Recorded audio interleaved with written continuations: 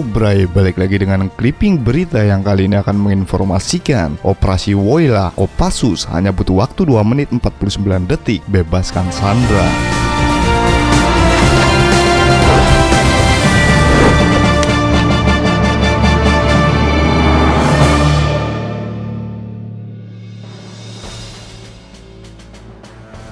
Peristiwa menegangkan terjadi pada 1981 ketika sebuah pesawat milik maskapai Garuda Indonesia berjenis Douglas DC-9 dibajak oleh sekelompok teroris bersenjata di Bandar Udara Don Mueang, Bangkok, Thailand. Namun, berkat kemampuan prajurit Komando Pasukan Khusus Kopassus, pasukan elit TNI AD yang diterjunkan dalam operasi Woyla itu hanya membutuhkan waktu 2 menit 49 detik untuk membebaskan seluruh penumpang yang disandra dan melumpuhkan para pelaku teror.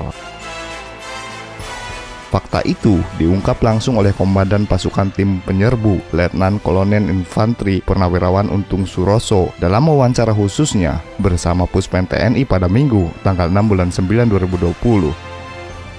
Waktu penyergapan saya dengan aba-aba 1, 2, serbu. Nah, itu mulai saya hitung pakai stopwatch. Bukan jam tangan, stopwatchnya spesial perlengkapan dari Amerika. Saya melihat sampai saya laporan itu 2 menit 49 detik katanya. Ketika melihat stopwatch yang ada, dia pun terkaget lantaran waktunya begitu singkat. Dia pun ketika itu senang karena merasa telah memecahkan rekor dunia. Ini benar, kalau begitu saya juara dunia, ujarnya.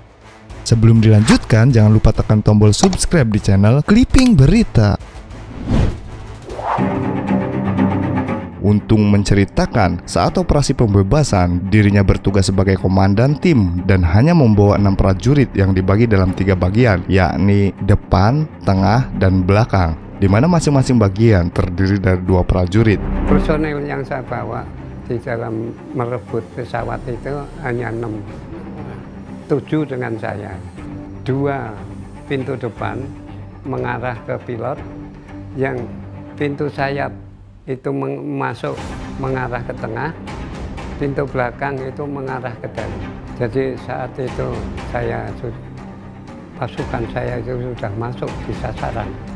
Saat proses pembebasan, Suroso bercerita salah satu teroris memiliki postur tinggi dan berbadan besar. Menurut Suroso, teroris tersebut sudah berkali-kali ditembak, namun dapat kembali bangun sebelum akhirnya berhasil benar-benar dilumpuhkan. Orangnya gede, tinggi, badannya kokel. Nah, dia lari ke depan, saya nggak boleh begitu. Bangun lagi, bagaimana? Aman. DC, bagaimana? Aman. Belakang, aman Pak. Setelah itu, kemudian dia mengecek ke bagian kokpit. Ternyata ditemukan pilot pesawat, yakni Kapten Herman Rante, telah tewas tertembak di bagian kepala oleh teroris. Dia pun meng-cross-check lebih lanjut luka yang ada di kepala pilot tersebut dan diketahui pilot tertembak dari bagian depan. Saya nggak pikir panjang, tak pegang kepalanya, terus tak tarik rambutnya, tak cari sini, ada ya lubang segini lah lubang. Oh, berarti ini tembakan dari depan, bukan tembakan dari belakang. Saya takut tembakan dari belakang, ini anak buah saya. Kenapa kok yang ditembak pilot? Jangan sampai ada dugaan begitu. Untuk diketahui, selain 1 pilot yang meninggal dunia, ada 1 personel Kopassus bernama Ahmad Kirang gugur akibat tertembak teroris di bagian perutnya. Sesaat setelahnya, dia pun langsung mengamankan seluruh penumpang keluar dari pesawat untuk dilakukan pendataan. Namun ketika itu, ada salah satu penumpang yang berteriak bahwa ada 1 teroris yang berkamuflase sebagai penumpang pesawat. Tanpa pikir panjang, Suroso langsung menembakkan timah panas ke kaki teroris tersebut. Teroris. Saya tembak kakinya. Nah, maksud saya, tembakan kaki itu luka, cacat, besok hidup. Nah, nanti jadi peringatan, ini saya cacat kaki dulu jadi pembajak, nggak taunya mati. Kehabisan darah. Untuk diketahui, ada 5 pembajak dari kelompok komando jihad yang sebelumnya menyamar sebagai penumpang dan kemudian membajak pesawat dan memaksa pilot dan kopilot menerbangkan pesawat berjenis keluar wilayah Indonesia. Pesawat dengan rute penerbangan Jakarta-Medan transit Palembang itu sempat lebih dulu singgah di Penang, Malaysia untuk mengisi bahan bakar. Kemudian pesawat baru kembali mendarat di Bandara Don Mueang, Bangkok, Thailand. Ketika itu, pimpinan teroris Imron bin Muhammad Zain menyampaikan 4 tuntutan pada pemerintah Indonesia. Tuntutan pertama adalah pembebasan 80 anggota komando jihad yang ditangkap pasca peristiwa Cicendo pada 11 Maret 1981.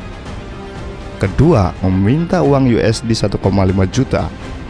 Ketiga, meminta warga negara Israel diusir dari Indonesia.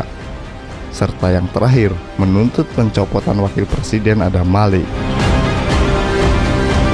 Demikianlah berai operasi Woyla. Kopassus hanya butuh waktu 2 menit 49 detik bebaskan Sandra, yang dilansir dari sindolnews.com. Bagaimana pendapat kalian?